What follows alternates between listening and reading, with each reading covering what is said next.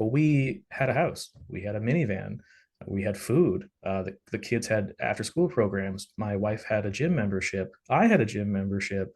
Uh, all of our line of credit, our mortgage, all that stuff was paid for. My phone bill, her phone bill. We had a tiny bit of savings building up. We were doing renovations on the house, in manageable spurts. There was no give. It never happened. It never got better. And then there was that final push of like, well, when will my kids be able to meet my friends? And she said, basically, over my dead body, it's never going to happen. And it was actually that conversation that I had so much pressure build up, and I had never given up before. I'd never given up, and it was that time where I just needed the pressure to go away. Uh, was at a gas station. I laid down under a truck, a transport truck, and I laid down and I just passed out. I had my head in front of the back wheel in the shadows on the opposite side of the driver, and I waited for that truck to crush my head, and I finally felt at peace. I just lay down.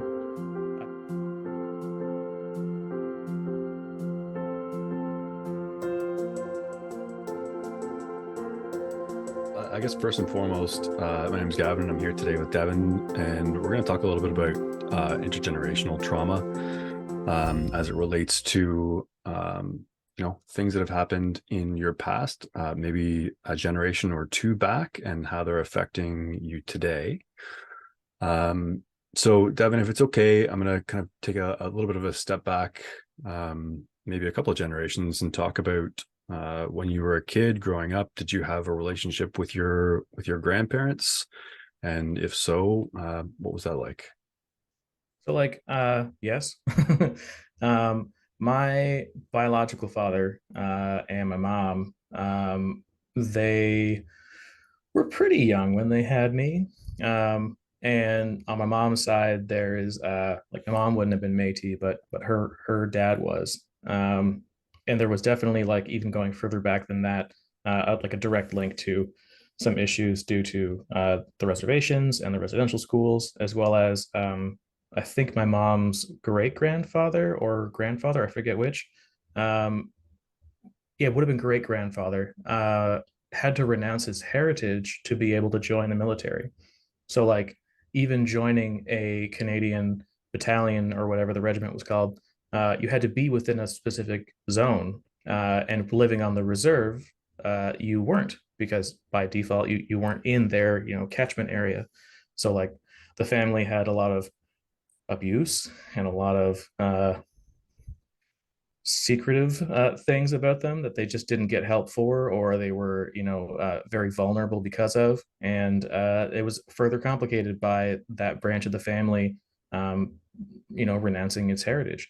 They very much lost their people, and it that is important because of how that trickled down.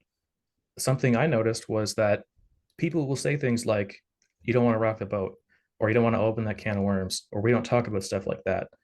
And I have heard over the years my friends talking about stuff like that, or other people at work or whatever, and they'll say something similar and it has a different connotation. It's very much like casual. It's very, well, you don't want to talk about that, right? But with my grandma and my mom and the great grandparents that I met, the tone was very different. It was very much like, we don't talk about that. And the thing that shook me wasn't until after recently, with the media catching up with all the bodies of the children that were found and everything. The thing that suddenly became very clear to me was, oh, because if you talked about abuse, or if you talked about any problems in your family, whether it was like sexual abuse, or it was physical abuse, or it was substance abuse, if the government or the system or the church or whatever got caught wind of it, there didn't even have to be a justified reason. You lost your kids and then they died. You didn't know for sure, you couldn't prove it, but you just never saw your children again. Or if you did, they were horribly abused and damaged because of it. So this whole idea of like, well, we don't really talk about that kind of thing around the table, or like, you don't really want to say that to anybody, has never been a thing in my life with my family. With my family, that's always been a very ominous caution or warning, um, almost a directive, like, don't do that. because the trust was damaged. People just could not be vulnerable in that way because it was fatal. So That you was so you think because of the residential schools and the fear and potential threat of family fracture at that point, it was just not something that was ever Mhm. discussed? If there was anyone looking into your family, just casually, like a neighbor, or if there was, any hint while you were getting assistance from the government, or you were, accessing any kind of like external programs outside of the reserve, or if somebody wanted to fuck with you, even, it was a very dangerous thing to flag anyone, because if there was any reason for, if you have Children's Aid Society come and do a wellness check, or like the police come do a wellness check here and now, it's very different than someone going in and doing a wellness check there and then, because there and then you lost your kids and you couldn't have explained why it was so bad and scary and, definitive that it was like, this is wrong. But, hindsight's 2020. We look back now, those kids died or were hurt or were never seen again. Like, so yeah. Any kind of getting help, or any kind of, any reason to be looked at was dangerous. So I mean, you've certainly, like in your grandparents and great grandparents, you've identified both, military traumas and indigenous traumas. What about Yeah. your ex? Did she have, anything? Did she have a good Mhm. relationship with her grandparents? Are you aware of that, or is Yeah. yeah? um when my first intended life partner and I got together, I had been homeless for a number of years. I think about two and a half.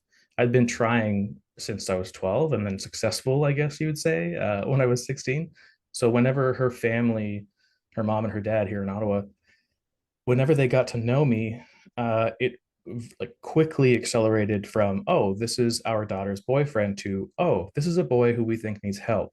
And they let me live there with them like right away. We weren't even engaged. We weren't talking about marriage or kids or a family or anything. But she was going to Kingston soon at that time, to go to her post secondary program. And the offer was put out, even if you guys don't stay together, you can live here with us and finish, your high school, because my high school had politely asked me to leave, and I did. Yeah, it's a whole other story. But I found out a lot about their family. My I don't like the term ex-wife or former spouse, only because it doesn't really capture how I felt about relationships, and it also gets tied up in a lot of negativity. My first intended life partner, and so just to spell that out, at the time, the only person I thought I was going to have a life with, her parents had fled Winnipeg. They had been, her father had been, not to say like overly abused or overly, traumatized by his upbringing, but there was some vestiges of that, but I never really got to find out like the details. But her mother was different. My former spouse, it's easier. Uh, she was born sick. She was born with some kind of muscular dystrophy disorder, an autoimmune disease, and normal things would attack her body in ways they wouldn't normally. Like, later on in life, she got strep throat. You'd expect that to attack, your throat. When she got strep throat, it didn't go diagnosed properly at first, because it actually went and invaded her body and tried to shut down her organs. So like strep throat would have killed her. Um, yeah, and like as a child, what normally happens with people who have that kind of muscular dystrophy, and this is entirely from what she had told me and her mom had told me. So I don't know how much truth there is, because there could be some hyperbolic flourishing or exaggerating. Sure. Uh, she basically, the left side of her body uh, would deteriorate every time there was a change in her hormones. So as a child, she was told, or at least they told me, that she was supposed to die. When she became like a 6-year old, 7-year old, she should have already been dead and should have died then. Most children in North America that have been documented with it, at least from what they told me, there wasn't a whole lot of understanding, let alone cases. And then even in places with higher population density, like in India and whatnot, the cases, almost everyone was dead before they were in their teens and they started puberty. So the fact that she not only lived, but got to adulthood and then stopped needing that medication, like she was told from the get-go that she was going to die. Her parents were told from the get-go that she was going to die. When she was born as well, there was complications with the birth, and so the way the story went anyway was that there was a complication, and then suddenly there were three sets of men's hands inside of her mom to help with the birth because there was a some kind of complication. And whether that's what caused the hernia or not, I will never know properly. But the way the story goes again is that her mom never recovered physically. And that was attributed to her weight gain, attributed to her ability to move properly. So like the two of them being that hurt made things difficult for their husband or for my partner's dad. Whenever they left Winnipeg, it was because their family was pretty fucked. And some of the stories I heard directly from my spouse's first spouse's grandparents' mouth was laughing at how they used to scare the three kids, uh, the mother-in-law and her brother and sister, by saying if they didn't run during a thunderstorm to go and grab the curtains and the drapes and hold them away from the windows, the lightning would strike the house and the house would burn down because the drapes would catch fire. And like they laughed about that like it was a silly thing they pranked their kids with. But that had been something that terrified my mother-in-law and very much hurt her. She also talked a lot about how abusive her older sister was because there was whether it was bipolar or schizophrenia or both, I'm not sure, but there was something there. She's a fun lady. And then the brother who was developmentally stunted in some way, and that had like physical repercussions and some emotional repercussions. So the kids were all fucked, by the mother-in-law's estimation, and she saw a lot of lynchings when she was a child, like very, very young. And they lived pretty close to, of all places, one of the reserves.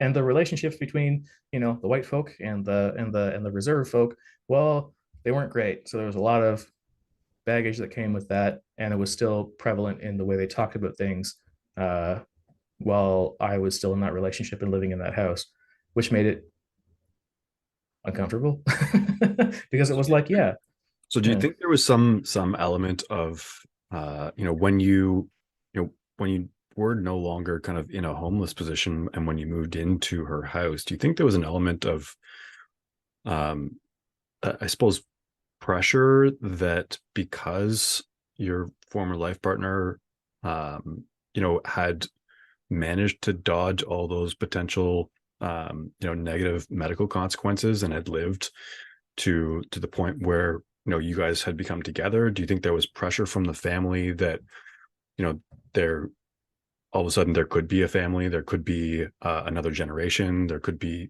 something to that effect? Or do you? Oh no. In that way, no. Part of why I fell in love with her was that the I didn't know anyone my age who knew themselves to the degree that I felt like I knew. Because I could see people making choices that were very much like the choices that, kids or young adults, finding themselves make. And I had been forced in a position where I made a lot of those choices myself. Um, so this is the first person that I knew who had been through some kind of, I didn't know at the time, but hardship to kind of focus a lot of their life. Being told you're going to die over and over and over again, or at the very least, just being so sick that you were on medication for your, entire life due to a compromised immune system. Uh, she wanted to have kids, and she felt like her body was a prison. She'd broken a jaw doing martial arts, and it had healed badly because she hadn't told anyone that it hurt. And when she did, she just kind of said, "Yeah, my jaw hurts," as opposed to what most people would do, which is really play it up and be like, "Holy fuck!" It's like I got roundhouse kick in the face by a 40-year-old man, broke my jaw. She just said, "My jaw hurts." So it healed wrong. So speaking was difficult, eating was difficult, kissing was painful, but also not, for reasons. Uh, and she had some kind of injury from falling off of a horse whenever she was younger as well. So like she had like a cyst or something near her ribs or spine, or there was some kind of problem. Maybe it wasn't a cyst, but some kind of back injury from that. So the idea of like, was I pushed into being like a donor of some kind, or like starting a family? Like, was that pressure there? Not from them. That was what made me think, oh, I found a family that knows how to be a family, and I found someone who could actually be a partner. And I took everything she said as gospel. It was like, I want to have a family, I want kids. Okay, I also want that. Interesting. Okay, yeah. And I was full send, fully committed. I didn't have a reason not to be. Um, so there's a lot of complexity to both of your upbringings, um, and uh, there's I can see how you would bond based on the traumas that you had both endured independently and also together. Was there a time uh, where you decided that maybe you needed to seek some kind of therapeutic help? Um, Mhm. and were you able to access it? No. Also, yes, there was a time when I thought I needed help the whole time. And no, I was not afforded the opportunity to. Um, I I had basically been, on ADD medication, since I was pretty young. It was like grade five or something. Yeah, because grade five, my teacher suggested coffee. A cool grade five teacher that's like, this kid needs a coffee, and that helped. And then ended up getting diagnosed and prescribed medication by a psychologist or psychiatrist, um, Jaworski. That was a long time ago, and it helped. But then after sort of trying to leave home for so long, and then being successful at 16, and then being on my own while I was in school and working through high school, um, it fell off the radar.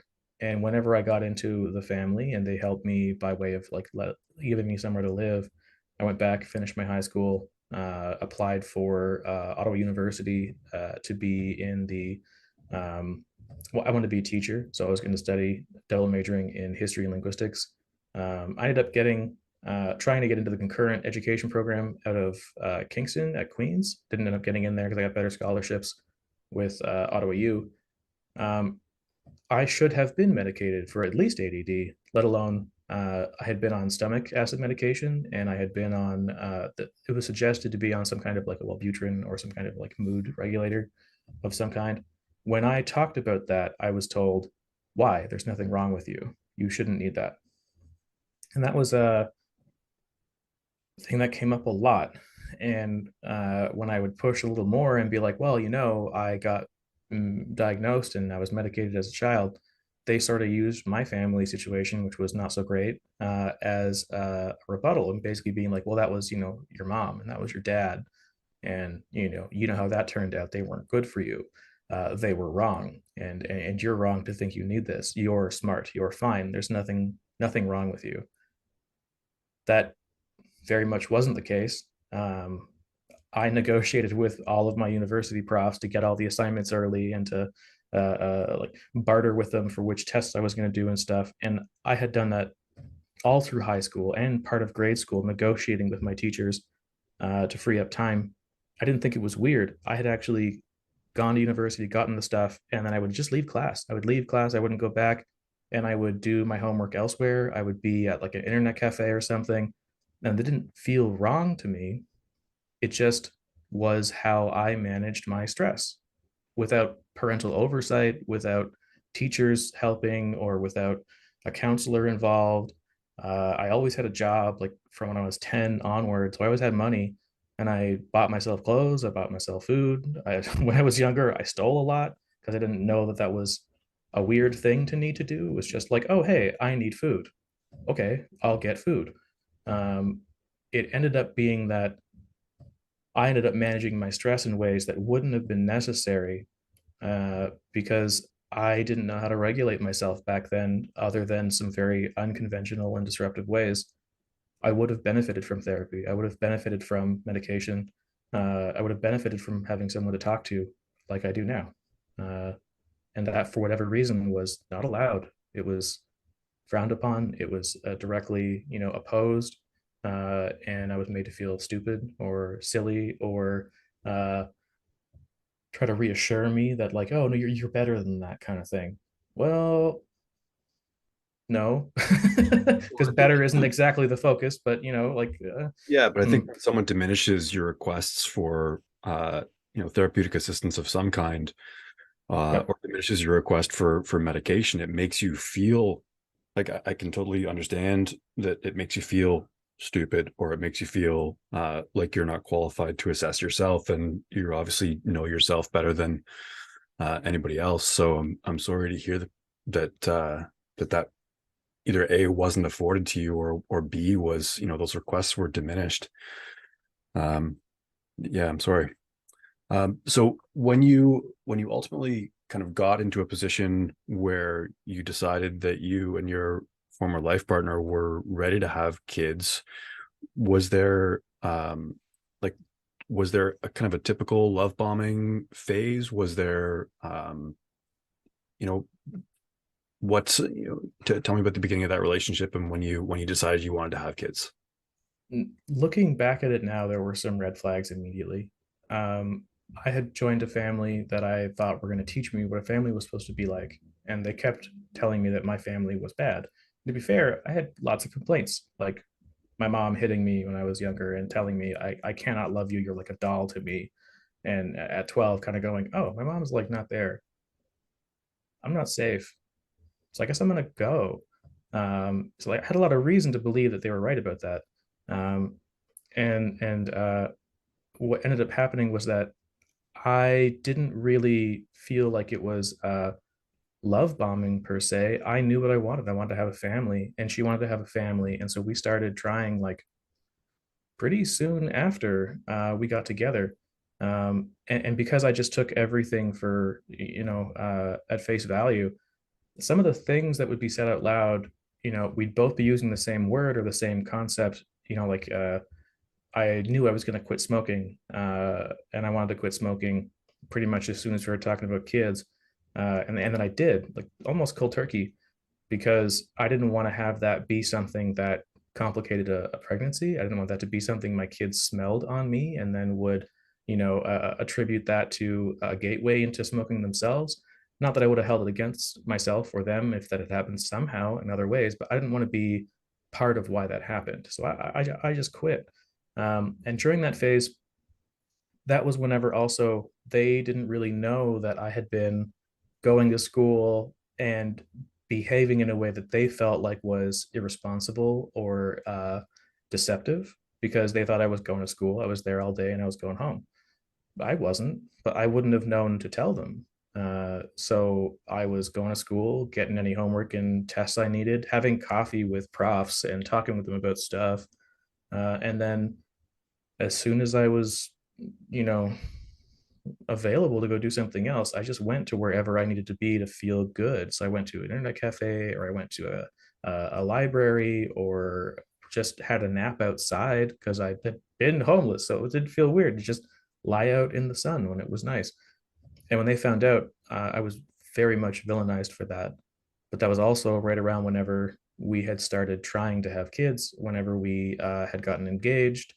Um, it was also when because of that they started asking questions, a little more focused, and the conversation came up of how, funnily enough, we'd actually kissed the same boy, the first boy that she'd ever kissed.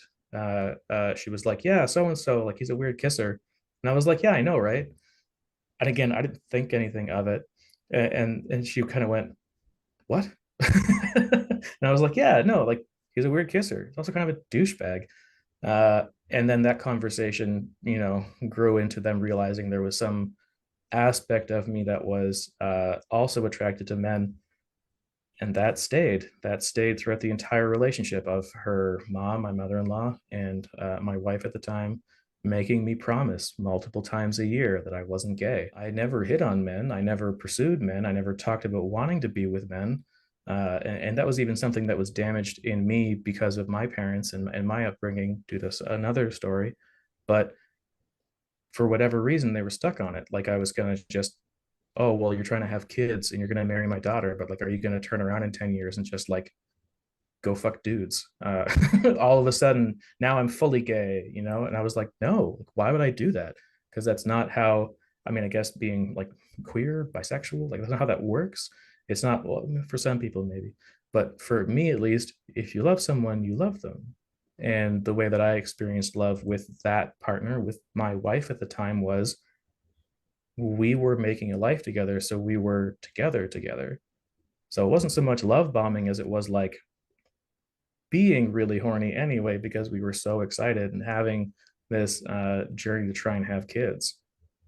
It also ended up getting complicated because every time she got pregnant, getting pregnant wasn't the problem.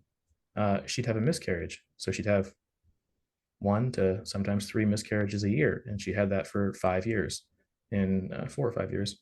And each time, like, the concern was if the disease was waking up every time her hormones were out of whack in any way, the suspicion was because of how it affected her ongoing after every miscarriage, at least it felt like that, was that it was waking up whatever was latent inside of her body. So that This was is a the autoimmune. caution. This is the autoimmune condition that you're talking about. Yeah, yeah, whatever it was. Like she had like a divot here in her head. It looked like just like a normal scar, and it was almost like someone had taken a thumb and gone whoop and made a little dent. But that actually went into her hairline, and not so pronounced as to feel exactly like a football, but it had the like the ridges and the sense of like the skull going in with a bit of a depression, because it was eviscerating, it was disintegrating both skeletal structure and muscular structure. To what degree, I don't know. Why, I don't know. What it was actually called, I don't exactly know. But at least the evidence was shown to me, so I had no reason to believe otherwise. um, so no, it wasn't so much love bombing, but there was what felt like a normal honeymoon phase. In retrospect, it very much could have been love bombing because of how it feels our relationship played out. It very much felt like I was acting in my expected role. And as soon as I wasn't, I was inconvenient. I was a barrier. I was a problem. It very much felt like being a tool and not like a partner. So, with that kind of a lens looking back, whether it was intentional or not, maybe there was no love there and I just didn't know any better. I hope that it isn't the case, but I have no way of knowing. Yeah. So I mean, I understand that, obviously a miscarriage is difficult on the mother who's carrying the child, but there's obviously some significant trauma on you as well each time that occurs.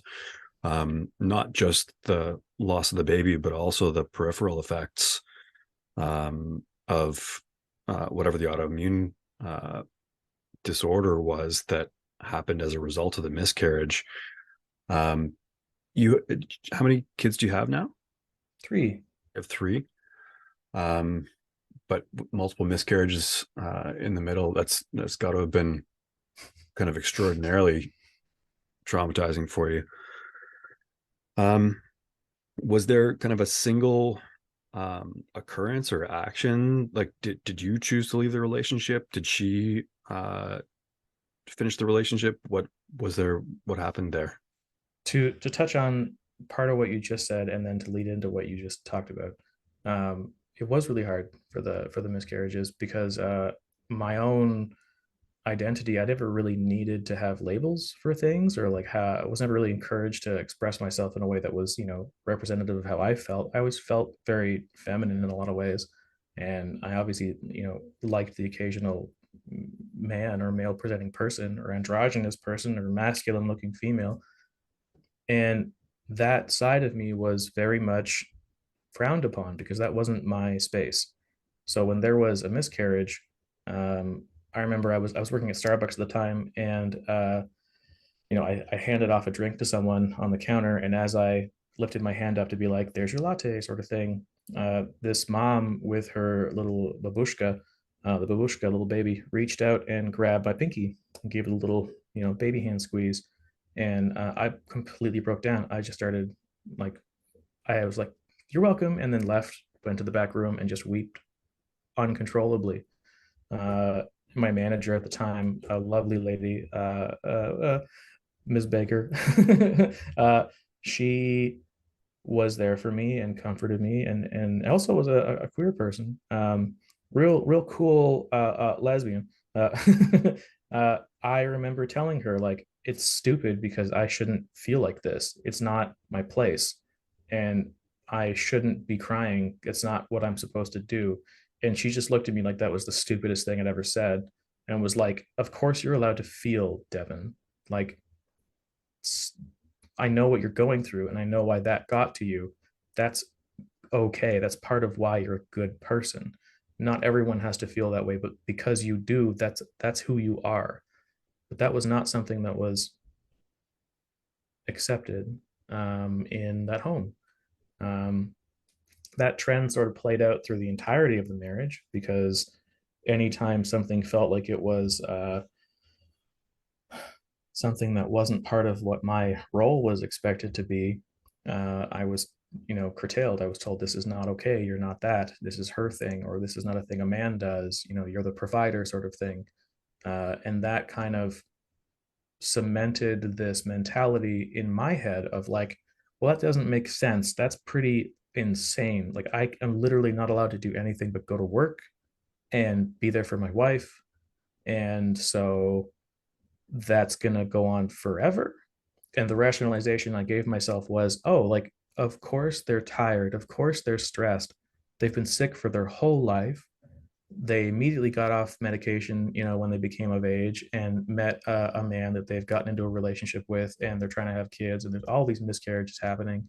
And like the family history is so messy and filled with its own trauma. So, like, of course they're tired. Um, and that rationalization made me go, you're probably going to have miscarriages until you go home. Like if you want to have a baby and you want to make this happen, like I will find a job that will support us both.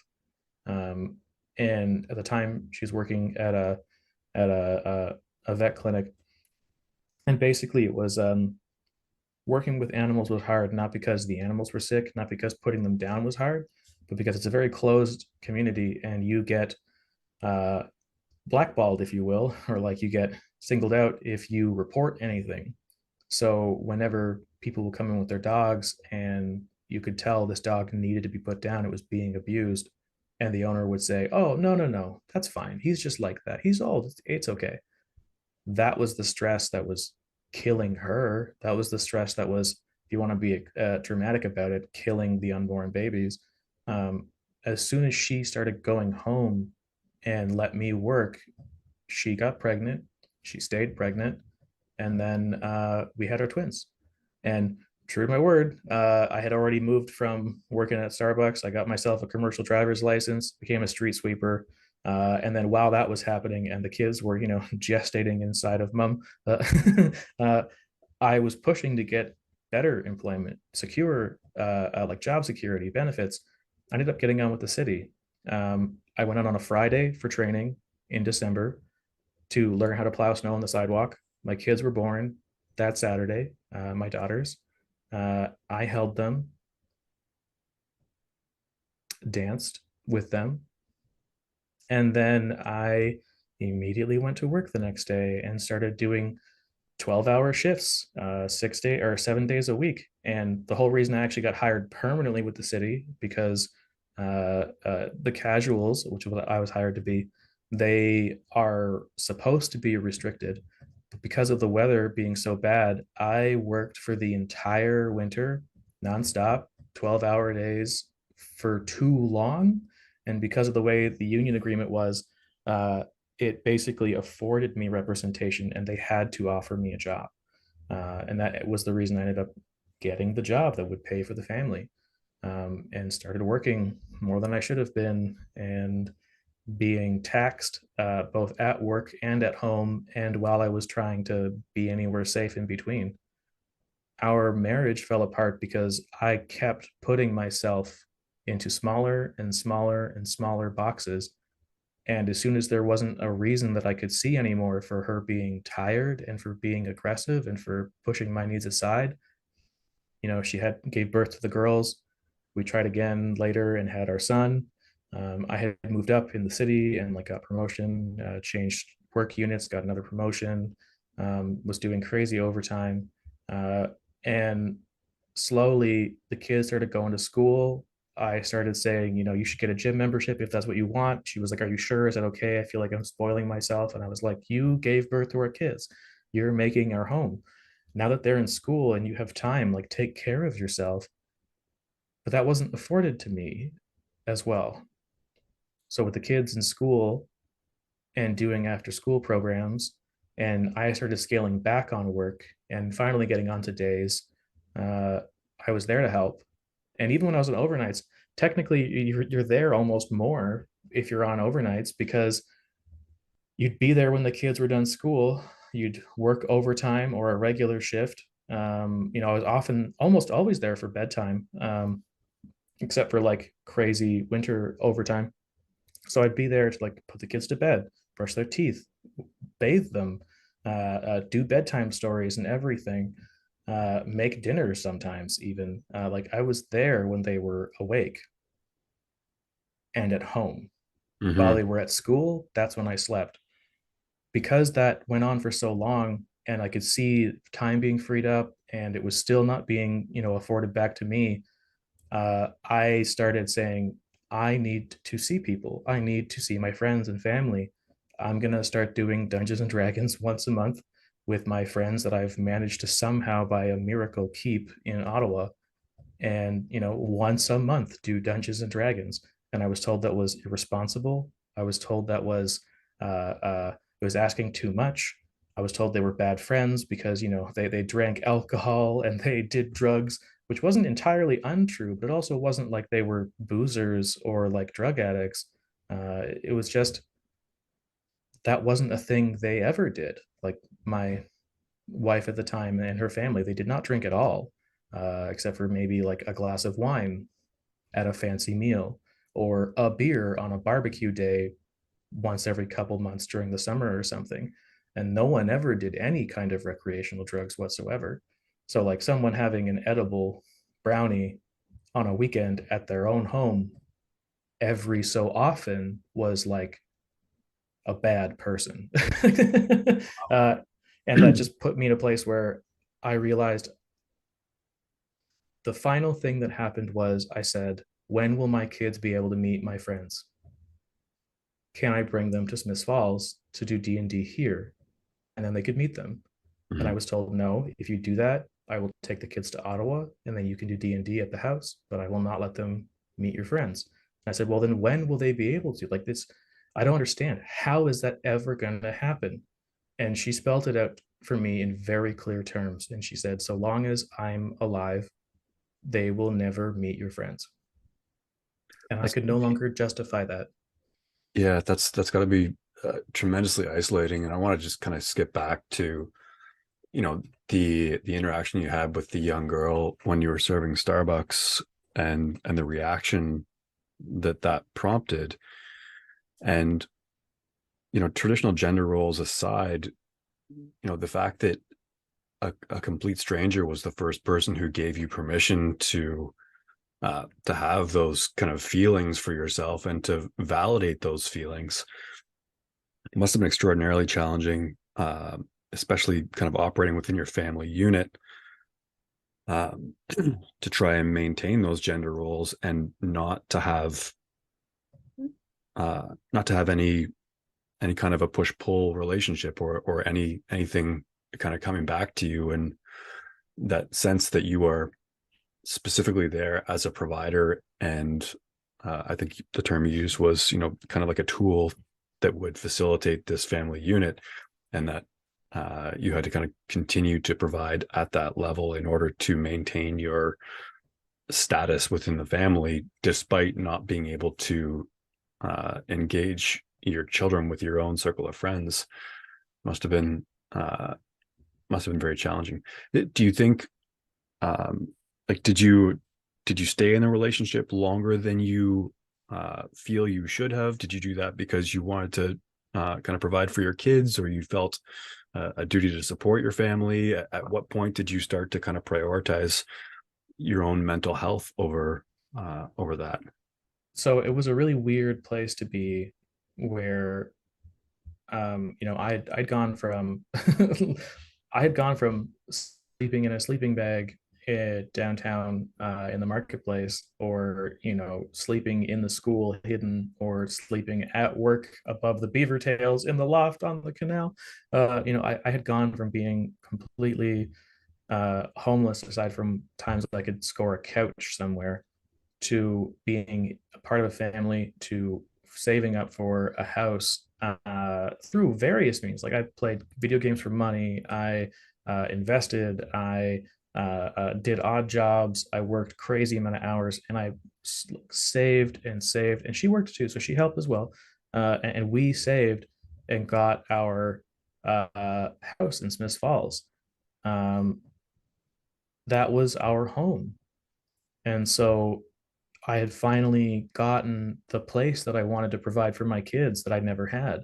I had lived in a home where my mom put me in a new school every year up until high school. So I went to like kindergarten, grade one, grade two, grade three, grade four, five, six, seven, eight, a different school. It was like Ramseyville, Pleasant Park, Manor Park, Sawmill Creek, Carson Grove, Pine View, Henry Monroe, and then Blossom Park, I think was the order. There might be one I missed, but up until high school, I'd only ever been to a new school every year. I'd never had that continuity or stability. And likewise with homes, we moved every year and a half, sometimes back into the same house. This one actually, because my parents ended up buying this house, and then to help support and get me back on my feet, they are letting me live here, subsidized rent and everything. And thank God, because otherwise I would not have recovered. It was I had finally given them something that my mom had struggled to give me. Not even struggled, had never really, I guess, attempted or put value in.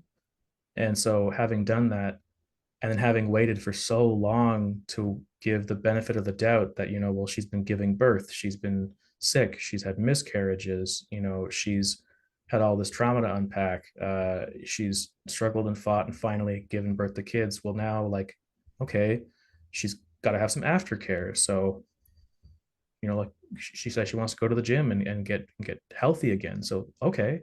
She says she wants to focus on eating better. So okay.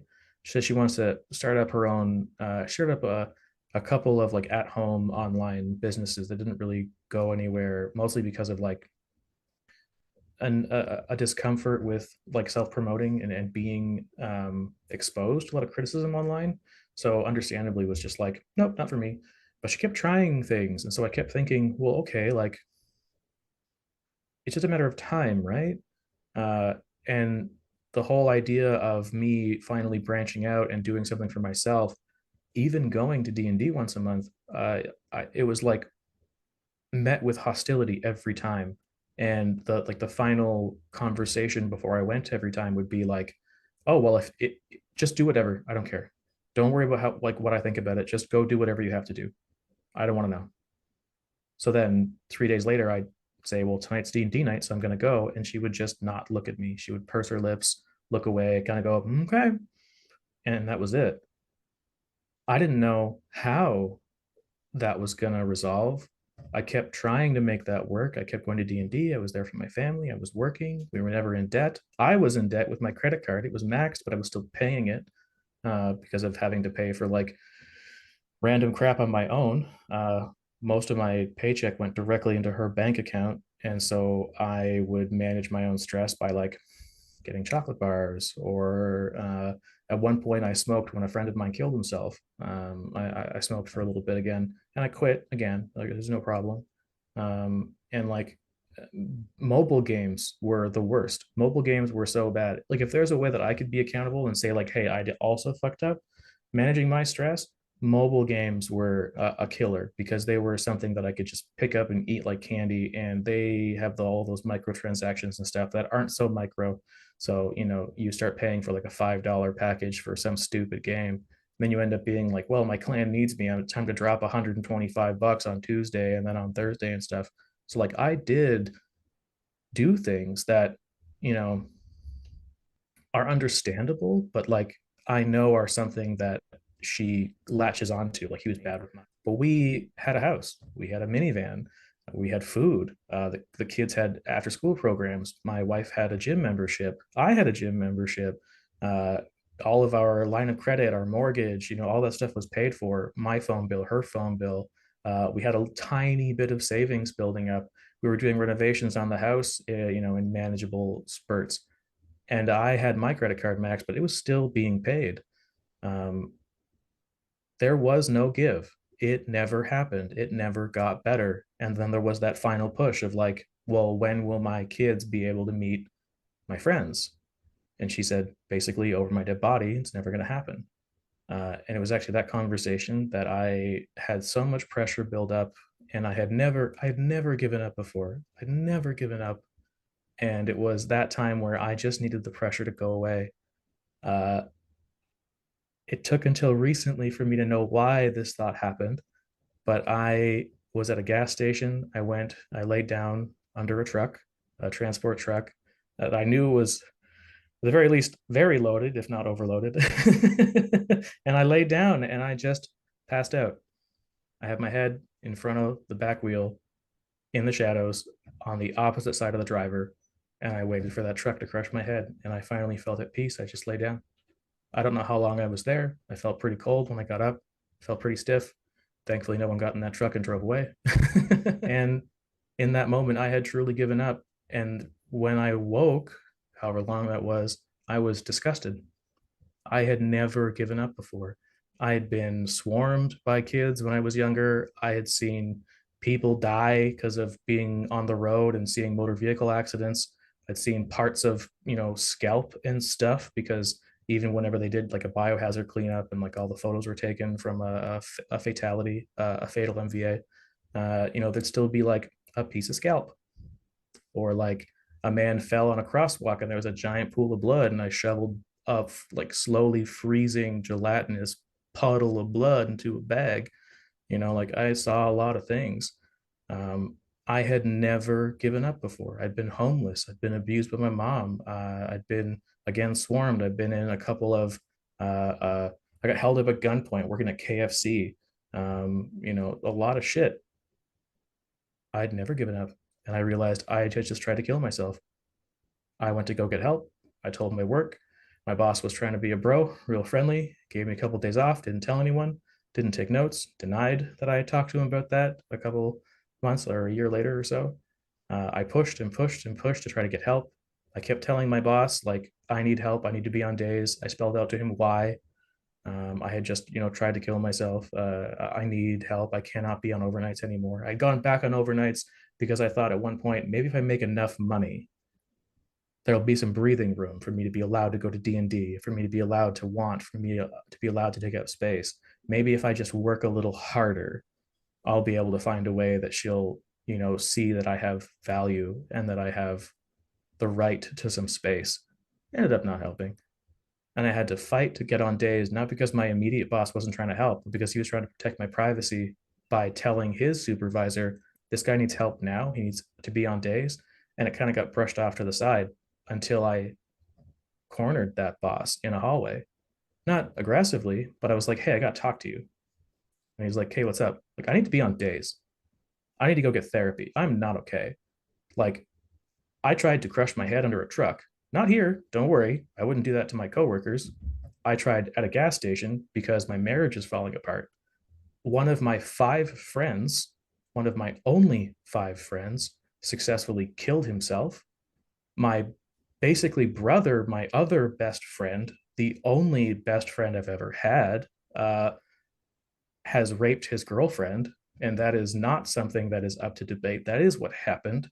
And so his girlfriend, one of my only remaining friends, was raped, and I'm not okay. I need to go home. I need to be on days.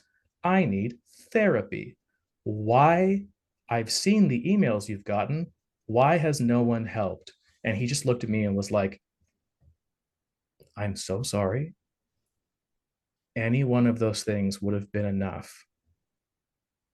The fact that all of those things is happening is not why you're about to get help. Any of those things should have been enough. And like, I was sent home paid for a little bit. They had me come back on days just to work very, very, very casually. Really simple jobs. I was allowed to listen to music. If I needed to be with someone I trusted or felt safe with, or I needed to be alone, they helped with that. There was some questions about why wasn't that reported, and I was like, I don't know. Ask my other boss from that summer, and he got defensive because you know trying to help, he hadn't registered anything. But in retrospect, I probably would have been better off if I gotten help. I should have gotten help. That's why those safety measures are in place. That's why there's a policy for those kinds of things. That would have been great. Um, that slowly turned into, and it took like a year and a half to get the right kind of help because of all the reasons, all those tiny reasons of people trying to be gentle and careful and considerate by not doing the thing they're supposed to do. Uh, yeah, it complicated things. That's whenever the marriage started to break apart because I started getting therapy and my wife didn't like that. And then I tried to get therapy with her for couples therapy, and she went once and then said she'd never go again. And that's whenever I asked her, "What are we doing?" And she said, "I don't know." I said, "Are we getting this fixed, or are we getting divorced? Because I don't see this ever getting better and it hasn't gotten better. What's happening?" And she said, "I think that we're done." And I clarified and said, "You want to get a divorce. So this isn't going to happen. Like, we're not going to get help." And she said, "I think we're done." So it was kind of her deciding, it felt like, and me asking. That is my view on it. That is how it felt. I don't know how cornered she felt or how out of options she felt. At one point, she said, "You've been asking for all this help and therapy. And like, what if there is something wrong? What if you do have a mental health problem?" And she's talked about it in very strict terms and labels and phrases.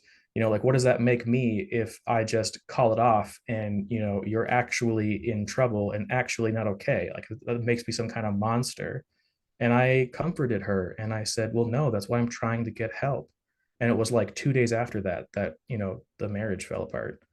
Um, Well, it seems like you've, first and foremost, I want to kind of applaud you on some level for having that discussion with your boss and just saying like enough is enough. I need some assistance because there's a tremendous amount of courage that goes into that. And I think on some level, having having occupational training for supervisors like that that well, they lead have. a trauma Mhm, informed workplace would certainly be beneficial on many levels. they But do. you are extraordinarily empathetic um, to your former life partner um, for what for what she was going through, and it seemed like you imposed limitations on yourself about how you could care for yourself or how what kind of self-care you could kind of engage with, because it seems to me just from listening that you prioritized her care over your self-care, or maybe hers and your family's care over your self-care for the entire duration of the relationship, until such time as you had that discussion with her and said, kind of drew your line in the sand, or put up your boundary and said, I need to care for myself. Can I count on you? And, that must have been terrifying on some level when the answer was no, but probably predictable on some level because Yep. of kind of what had happened in the past. So like, If how does this like, do you see your kids? Have you been so, in touch with them? well, Uh, fun time story about that. To kind of lead into the kids from where we just were, I would not have gotten help if I didn't have kids. It wasn't because I recognized I needed help. It wasn't because I recognized that I was hurting. It was because I was realizing I was setting an example for my kids of what a healthy relationship was like, not just with my wife, but with my in-laws, with my family, with my friends, with my work. Everything that I did directly with them was golden. We like caught crayfish in the river that ran through Smith Falls. We'd go to the park. I'd bring them to gymnastics, bring them to baseball. We'd go biking. We'd go puddle stomping whenever there was rain and there were big puddles. We would splash around One and of do my favorite whatever, things to do. I love puddle jump. right? Yeah. And like we did a lot of things together all the time because again, even though I was on overnights, it just made me more available outside of their school hours. I just slept during, the day. Weekends were weird. I didn't switch the schedule then. I would not have gotten help if I hadn't realized I was teaching my son, this is what you're supposed to be like. I was teaching my girls, this is what you are to expect. And it was that realization that made me go, oh, weirdly, I should have also then realized this is about me. Like I need these things, but the thought that happened was this is about them. I need to show that it's okay for me to get help. Otherwise, I'm teaching my kids that this is how your life should look. And that when I left the house, we had talked, her and I, decided the divorce was going to happen. It was very, very painful. She expressed that she was afraid that I was going to take the kids away from her and like wept in our bedroom. And I held her and said, no, like I will, I don't know how I'm going to afford to pay for the house, but I will figure out a way. I've been homeless before. I will live out of a van. I will live on the street. I will sleep at work. I will pay for everything. Like, why would I ever take our kids away? My dad, my biological father, hospitalized my mom and went to jail. I didn't have my dad, and my mom was like largely gone for the majority of my life because even though like when she was there, she wasn't well. And my stepdad came into the picture because he was just a guy that my biological father met in jail. And when my, soon to be stepdad was getting out, my bio dad said, "Hey, if you need somewhere to crash, you can go live with my son and my baby mama, and get back up on your feet." My mom needed a babysitter. It's no secret that she went, "He'll do," and pursued him for that, and because he's pretty. My stepdad was in my life because my mom saw an opportunity and she took it. It helped that he ended up becoming a really good person. He had problems in his life, and caring for a child also, in a lot of ways, saved him, as his story goes and as he tells it. Uh, that was a thing I didn't want to have happen to my kids. I needed them to be afforded the opportunity of stability that I'd never had because my mom had like left my dad without saying anything. She, by other people's definition, cheated on him quite a lot. By their definition, they just had lots of breaks. She up and joined the reserve without telling anyone. She moved to Peterborough without telling anyone. She moved to Kingston once. I didn't realize until recently that I found out that she'd actually been hospitalized for suicidal ideation reasons and self harm. But like she had gone to Kingston to do something about that, and then got hospitalized. She was always gone, and my biological father was the worst. Uh, at my grandfather's wedding funeral, so his dad's funeral, he took that opportunity to reconnect with me. I was like 11 or something, and used that to then drive around to all of my aunts on my mom's side and be like, I haven't seen him in a while. It's really good to like, flex the dad muscle. But he does need clothes and like I'd like to buy him some food or something. Like, do you mind if I just score some money or whatever? He didn't buy me clothes. He wasn't gonna buy me food. Him and his girlfriend went and bought drugs at his dad's funeral. Uh, I needed my kids to have something better because I knew I could do that. Um, I would not have gotten help if not for them. I And see this so, sorry to interrupt you. I see yeah, this a please. lot in fathers. They, when they go through, uh, a breakup that leads to a divorce, they prioritize their kids, and they position themselves almost from a position of they're contributing to their children's legacy so that their kids never have to go through the kind of things, or have a model for how to live their lives on an emotionally healthy level. So I got nothing but appreciation for the fact that you've prioritized your kids in that way, and I just hope that you can continue to prioritize your own kind of self-care and mental health in that way. Um, You do wanted you, to know about now, though. what's that? You wanted to know about now, though. Well, yeah, I guess like so. Are you still in contact with them? Um, do you see them virtually or in person or? So we did. We don't right now. Um, it has been almost 4 years, this process of, not so much the when separation started, because we were still in the same house for a bit, but roughly it's coming up on 4 years since like I haven't had regular access to my kids. And that's because I, in my wildest dreams, wouldn't have expected that I would have been kept from seeing them. Like, the way that we started out, I had said, I'm going to go find somewhere to live and figure that out. I reconnected with my parents, who I had been estranged from for longer than the entirety of the marriage, from like 16, 15. And they took me back, and I was floored by that. There was some healing done there for sure. Conversations happened. Um, but the first couple of visits happened inside of her parents' house. I didn't realize that, my family had intended to move to Ottawa again from Smith Falls, but they were living with her mom and dad, and the kids were there.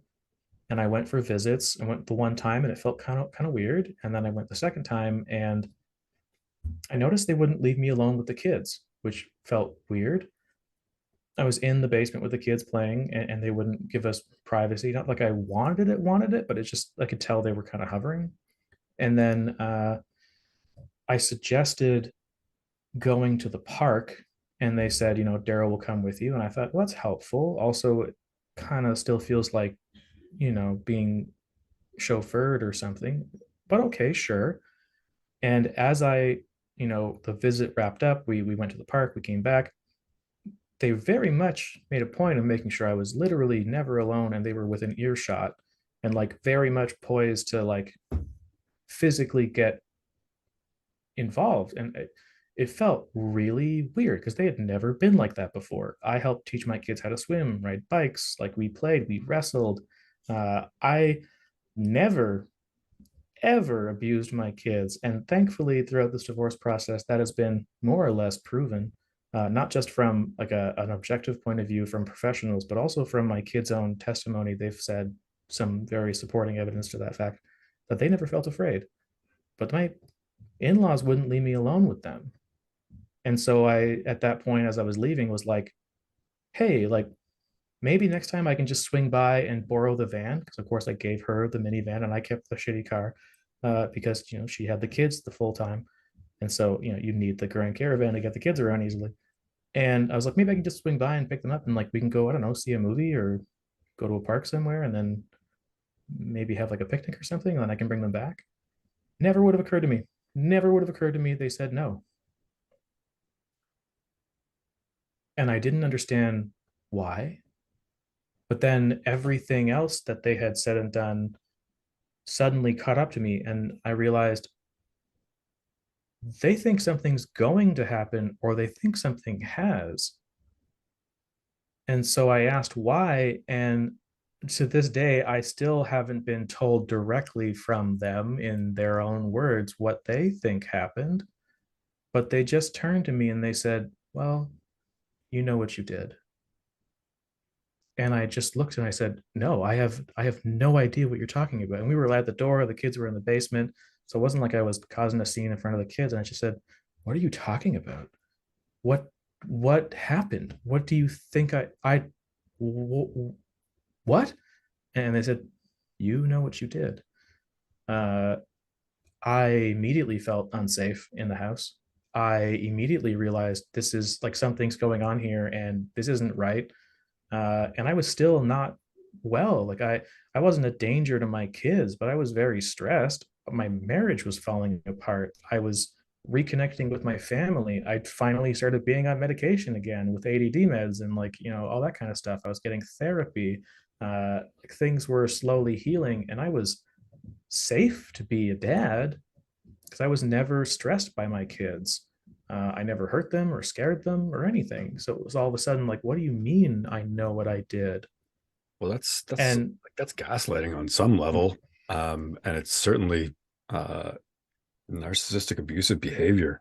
yeah. I can understand how that just one of the challenges that a lot of guys go through, and I suppose a lot of women go through as well, is just this kind of shock and awe, this feeling that you are immediately like Alice in Wonderland, and down is up and up is down, and just because someone alleges something that that changes the course of the rest of your existence on this planet.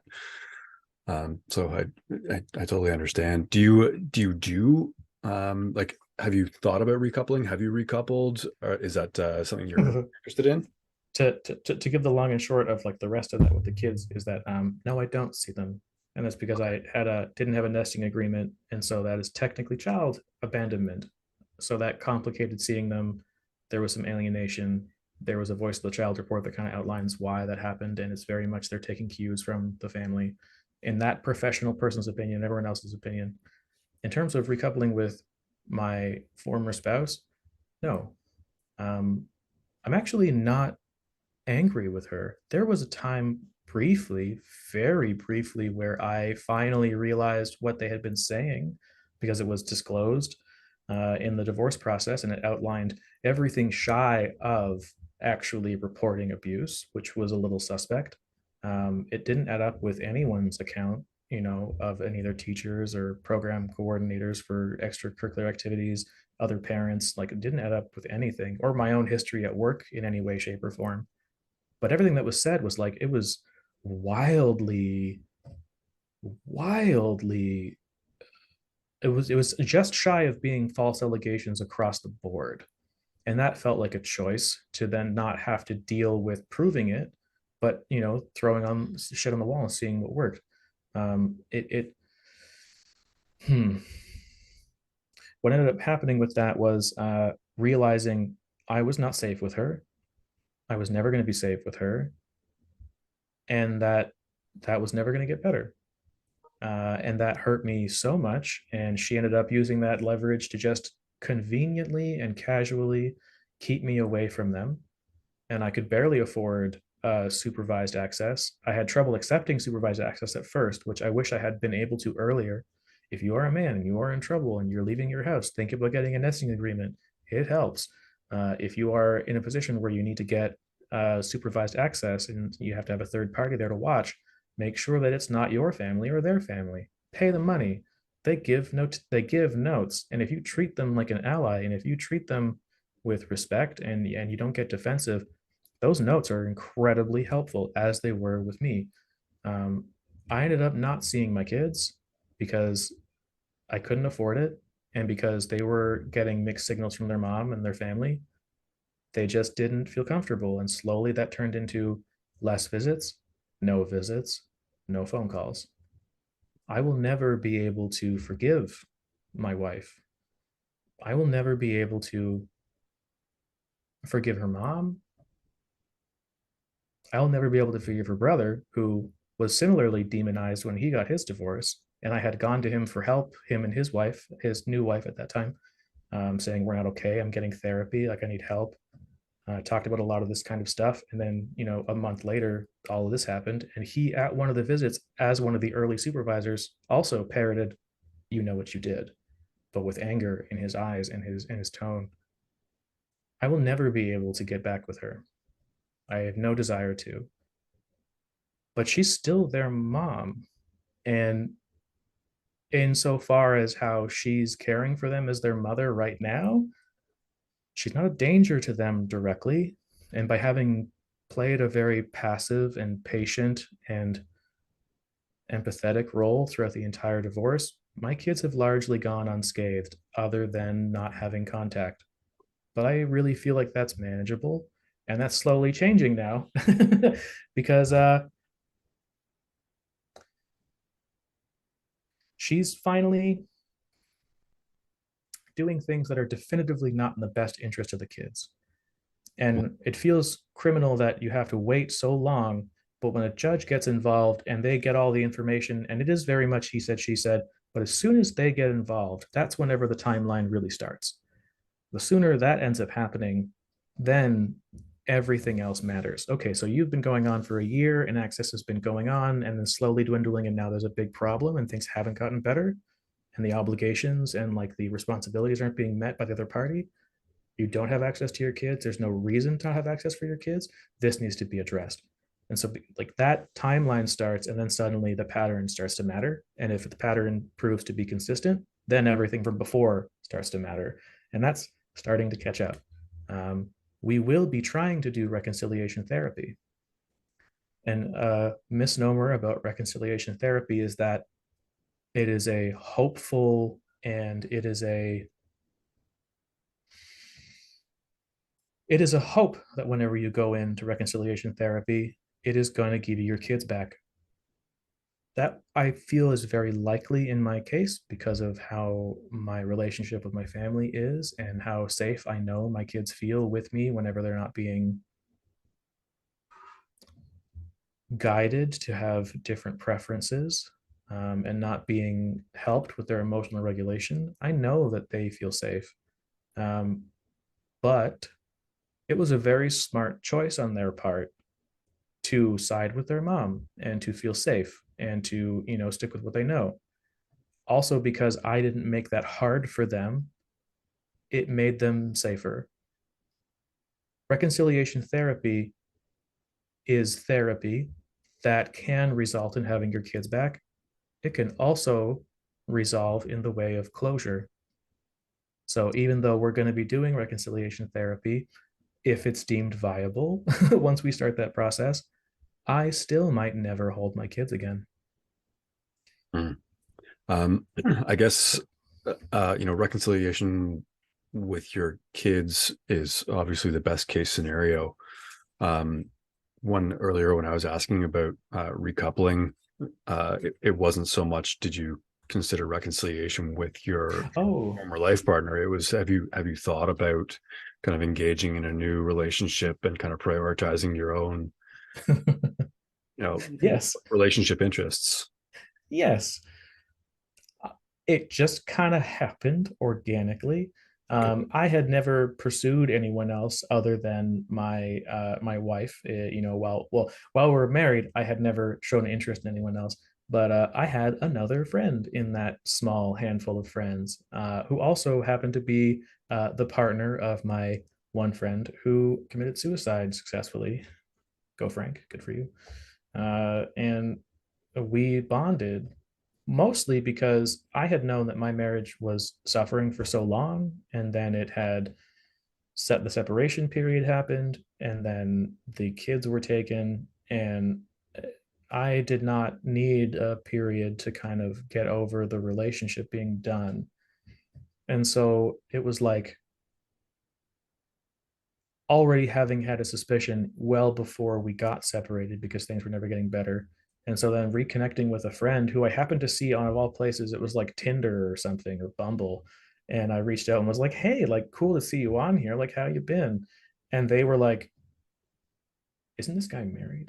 And it was like, no, I'm not. And we ended up just hanging out. Netflix became Netflix and chill in the way that people, infer that something's happening.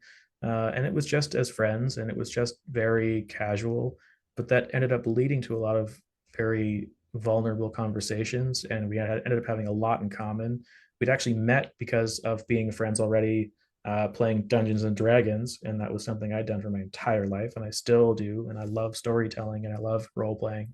D&D is one of my favorite things, and it turned out that we had so much in common, and that this new partner, as they became, uh, brought so much value in my life, and I brought so much value in their life, that we ended up, against all recommendations that one might normally get or feel in their gut, it just felt right. And uh, we ended up together, and we've been together ever since. It wasn't even long after. It would have been like separation in September of 2019. Her and I ended up, together hanging out in like end of November, and then together pretty reasonably in January.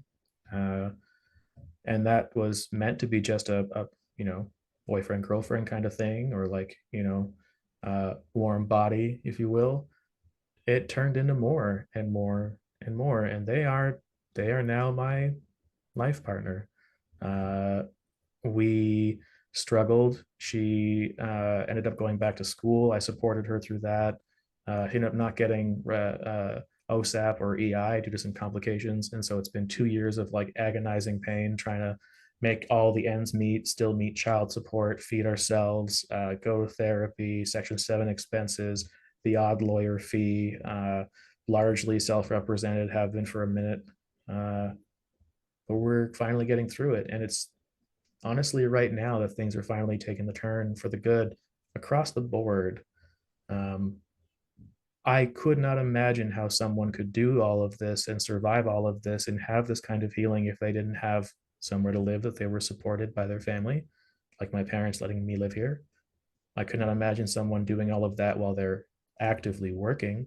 My work sent me home and put me on long term disability, which was an incredibly validating experience that was expressed viscerally and painfully because I had never been seen before in that way. So being told, yeah, your pain is valid, go home and here's money, get better. By the way, you're going to be at home for an indefinite amount of time to get better because that was bad and you need help, was the opposite of my entire life. So that feeling shook me, and I scared people with how deeply I screamed. Mhm. But we got through it, and we're together. It's looking like things are going well with the kids. I finally got in contact with their school, and they are keeping me updated. They've got me in contact with their teachers so I can say, like, hi, who are you? You're in my kid's life, and I would love to know more about how you see my children, partly to hear how they're doing, but also to get a sense of like how our family has grown to include you, because teachers are a part of your kid's life. And the more that you can be aware of that and help with that and be, amenable to that relationship, there's a lot to be gained by having that kind of approach. So I'm very excited to get to know them finally. There were some logistical concerns with their ongoing therapy, and I kept being told, no, you're not allowed to talk to therapists. And I say, I'm not going to ask about my kids and how they feel or what they're talking about or like if they're safe, in their words or whatever. I want to ask the therapist, do you know there's going to be reconciliation therapy happening? Have you been told this? Do you think we should continue your therapy as well concurrently? Should they have a break? If they're going to have a break, I bet you'd like to know so that you can give them a soft landing. Being able to afford both therapies for the entire year, maybe we have to change the schedule. So like, I need to have this conversation with you. And they finally realized, oh, you haven't been being updated by their mother. Please email me, speak directly with me. I'll get back to you soon. So now I'm talking with their teachers. I'm talking with their therapist in the ways that a parent is allowed and supposed to be talking with their therapist. The reconciliation therapy is likely moving forward. It's looking like if we end up having to go back to court for anything, it's fairly straightforward now that like I've been attempting to genuinely co-parent and be involved, and it has been met with resistance and it's been dismissed and been largely ignored. uh, I tried to pay a bunch of the reimbursement that I owe for Section 7 expenses up front, because a part of our restructuring and our agreement is that like we're separated now, it's finalized, the parental agreement's in place, it's been finalized, everything's been signed, but it hasn't been rubber stamped by the judge, but it's still enforceable. And part of that restructurement has like the last year's worth of Section 7 expenses, which includes their ongoing therapy reimbursements. I finally have those receipts. It's a payment structure of $300 a month. So I said, well, hey, like, do you want me to give you that money up front? Because I can claim it all now and then just give it to you right away. But if I do that, there's so much more to pay that like would you agree to having like a grace period? The amount of money would equal like $300 a month for about 7 months. So if I give it to you up front, that should still be meeting our agreement, and then you could have it now because it would be helpful for you now, rather than me needlessly holding on to it whenever it's not something I should be holding on to. And I was met with follow the agreement. And I was like, I've come I across know it too. I'm trying to help with that. Like I'm still following the agreement. Like, do you want it up front? But if we do, like, you can't, expect me to keep paying $300 a month ongoing. I'm barely able to feed myself. I've been going to the food bank for 2 years, and I was told it's enforceable by Fro. I'm like, okay, okay. Well, I think, obviously it was a validating experience to have your work kind of take that position and put you on long-term disability. Yeah. Also must have been very validating to have, that line of communication opened up with the school. Um, my ex recoupled, and I think she thought I was going to be quite jealous of the fact that my son was having a relationship with a new man in his life. And I was not jealous of that whatsoever, in the same way that I wouldn't have been jealous. And I'm not jealous of any of his relationships with any of his teachers, because all of his teachers are a big part of his development too. Um, and I'm encouraged by the fact that he has, on the outside at least, what looks like a positive male role model in his life on a daily basis when I don't get to see him. How do Um, you feel about the label dad? Um, I have maybe somewhat of a unique position on that, because my Uh-huh. father, so my biological father and mother separated when I was 4, and my mom recoupled, and I called my stepdad dad, Mhm. um, and for that same reason, I don't bear any resentment towards my son calling my ex's new boyfriend dad. They've become acquainted. They've been under the same roof, I think, for 9 months now. In past relationships, my ex has, in past relationships attempts, she has introduced, one of her former partners had a daughter, and she told my son that he had a new sister. And I was Mhm. resentful of those labels, because I think they were more geared at hurting me than they Mhm. were at establishing a relationship um, uh, with him and her ex's daughter. And that relationship ultimately dissolved for uh, a number of reasons. I don't resent dad on any level. Uh, it's a positive role model in his life, and I'm uh, yeah, maybe afforded a bit of a unique perspective because I had Oh. a father and a dad, I suppose. So I find it interesting because you mentioned that you don't resent your son for attributing that label to this man, and you mentioned the other family coming in and there being a bit of like a disruption. And similarly to you, I have a different view of dad than it seems like a lot of people, and I find it interesting that you don't mention whether or not, and maybe this is too leading because this is my interview, not yours, but you don't mention whether or not you resent him, or if not even say resent might be too strong, but if it fills you with a weird feeling, reconciliation therapy may end with me not having my children back. I may never be attributed that term ever again. I hope so. I think it's likely that I'll be dad again, but I might never be called dad. And if my first intended life partner recouples with a man or a woman or whomever, and they attribute a label to that person and parent, or even more specifically, what was mine, because my kids view me as a man and as their dad.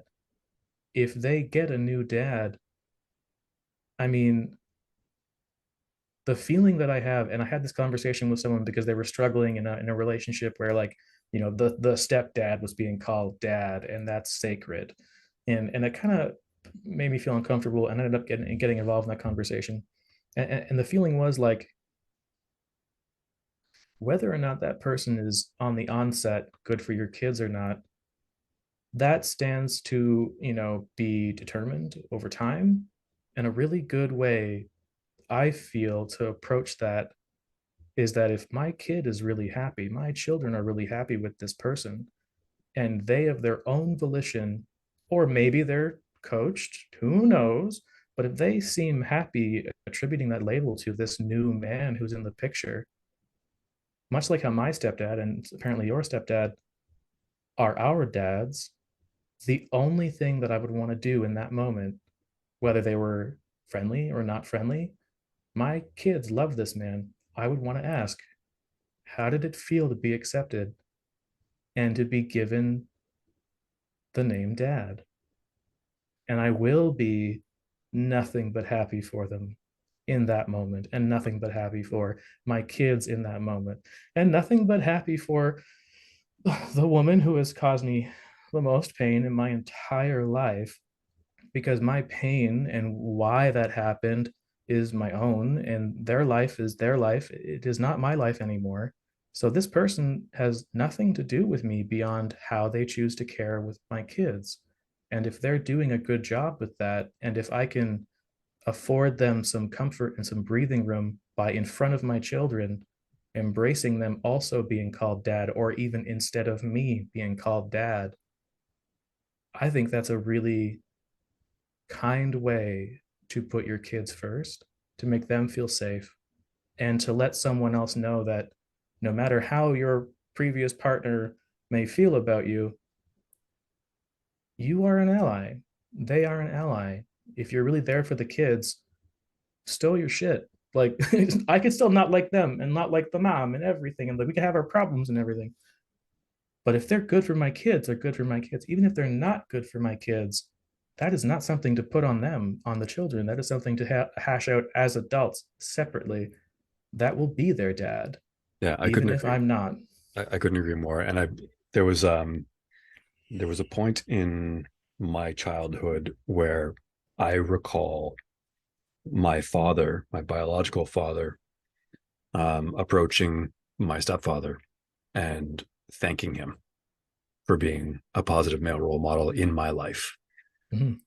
in my dad's absence. And that's, that humility on behalf of my father, um, I think is what kind of directed me to the position that I'm in today.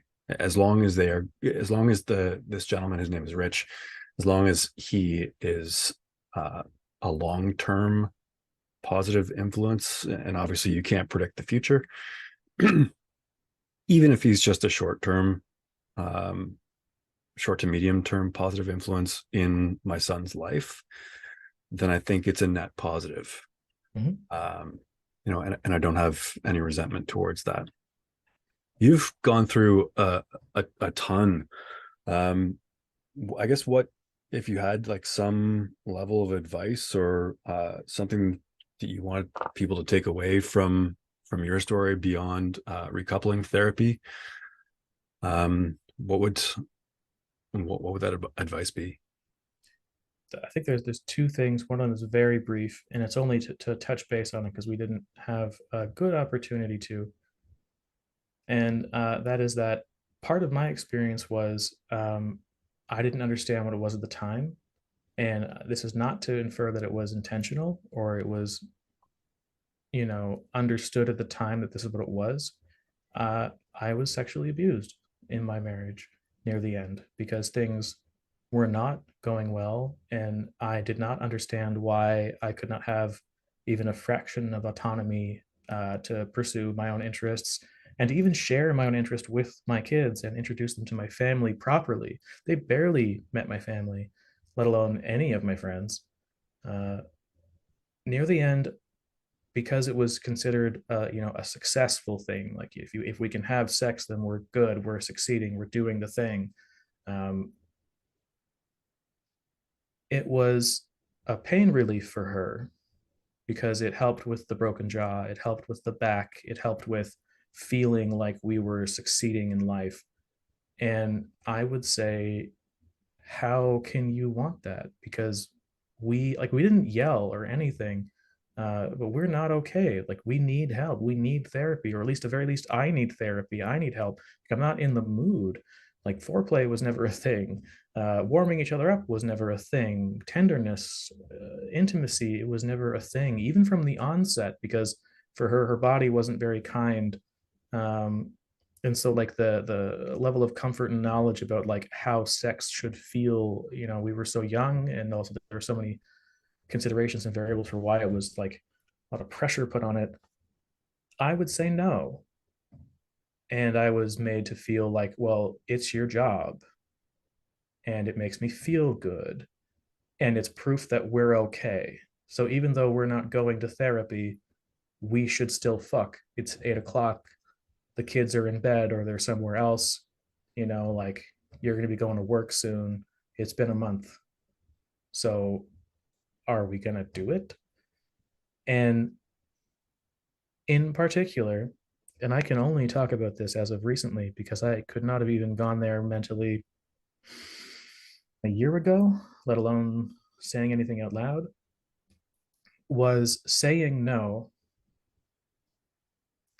being emotionally coerced to go upstairs by someone who I think was so out of touch with their own body and so out of touch with intimacy and in what respect for each other was, that despite not intending to, pressured me into going upstairs. And when she climbed on top of me, she said, "Are you sure this is okay?" And my answer was, "Sure." When I reported that to the police eventually, it wasn't until a lot of therapy had gone by. It wasn't until a lawyer I was trying to get help from for something unrelated mentioned that moment and said, "Have you considered reporting it?" I would never tell someone that they have an obligation to report, but have you ever considered it? Do you need to? And it shook me. I realized, what are you talking about? And she said, it sounds like sexual assault. Getting help for a man with that kind of situation, if you use the term rape, rape, it implies a lot of physical, you know, domination, or, being attacked. It is harder to find the right kind of help. It is technically, if it's an emotional coercion or some other kind of thing that isn't physically forced, but it is still forced upon you in some way, it is sexual assault. And so the realization that that's what that was called, and that that was what happened, even if they hadn't intended to, even if I was in some small way, one might say, responsible or my fault because I said sure, that's what happened. And so when I reported it, even in that report, I was an advocate for my wife because I did not believe that it was intentional. I did not believe that we had the faculties at the time to understand what was happening and how deeply that was hurting me and making me feel not human. Mm-hmm. Even then, I said, I don't know what this is. I don't think it was on purpose, but this is what happened. What do I do about that? I don't know if this warrants pressing charges. I don't, like, this is from so long ago, and it's so deeply personal and so fucked. And they took my report and they said, this is valid. We don't know what to do with it. It is very likely that nothing will happen from it because, as you say, it's very likely that they did not intend or they did not know, or what have you. And they submitted that to the crown and nothing ever happened from it. But even though I wasn't sure what it was or what should happen, having filed that report, for me anyway, gave me one of my first pieces of closure. And that was vital for sure. Um, if you need to talk with someone about stuff and you're thinking about reporting something or you're thinking about getting the right kind of help, you do not need to be definitive. You can ask for help from people because you know that something doesn't feel right. And you retain that autonomy about what it is you are allowed or supposed to do or what's going to happen to them. So that feeling of like, I have to protect my family, I can't say anything. Maybe there's merit at times, but there's nothing saying that you can't get help navigating those nuances so you have a better understanding of whether or not you are being abused. not to say sexually or physically or financially, any. There are so many forms of abuse, and they do not need to be definitively making that person a bad person, or like, they're going to have the kids taken away or something. But it can help to have someone who knows help you navigate. And I would say that that approach has been helpful in every aspect of my divorce. It has been helpful in approaching co-parenting. It has been helpful in approaching getting legal help, getting social aid. Being vulnerable is not a weakness. It is not a vulnerability. It is a strength. And by employing it correctly and with the understanding that you may be corrected, or you may be you may cause harm by simply exploring it, by having that vulnerability be something that is normalized in your life, it is easier to represent yourself. It is easier to approach your kids. It is easier to give them space to be upset. It is easier for you to have compassion for yourself. And it's easier to keep your family safe while you navigate probably one of the most difficult times in your life, where the idea of taking up space and of asserting your own autonomy and of getting the right kind of help is filled with nothing but fear and with confusion and with, well, quite honestly, dread at what will happen if I open my mouth.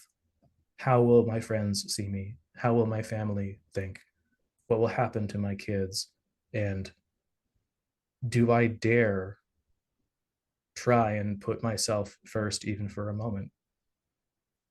I think that fear is something that so many people uh, deal with, and I think you've articulated it extraordinarily well. At risk, please don't take this as condescending, and I don't mean for this to come across that way, but I'm extraordinarily proud of you for the path that you've chosen and for the healing that you've gone through. I think you are an example that so many people can learn from, and I appreciate your time today. You've In the spirit of being vulnerable, it is a thing that is hard to accept validation and praise, and yet how shitty would it be to just get defensive and deflect someone expressing their appreciation? So I hear you say thank you, and I do not hear condescension. I hear, to use a very gendered term with two male presenting people in a podcast chatting to each other, I feel brotherhood. I feel family. I feel seen. one of the other gentlemen that I talked to who was going through this not a similar trauma to yours, but similar on a gendered level. Um, Felt very socially isolated, and when we first connected, we talked for a couple hours, and he said, "I hope it's okay, but I want to call you my friend." And I said, "Of course it's okay." And I'd extend the same thing to you, Devon. I hope it's okay, but I want to call you my friend, and I look forward to chatting more again in the future. Likewise. Thank you very much for your time today. I really appreciate it. We'll talk soon, I'm sure. Thanks, Thank Devon. you.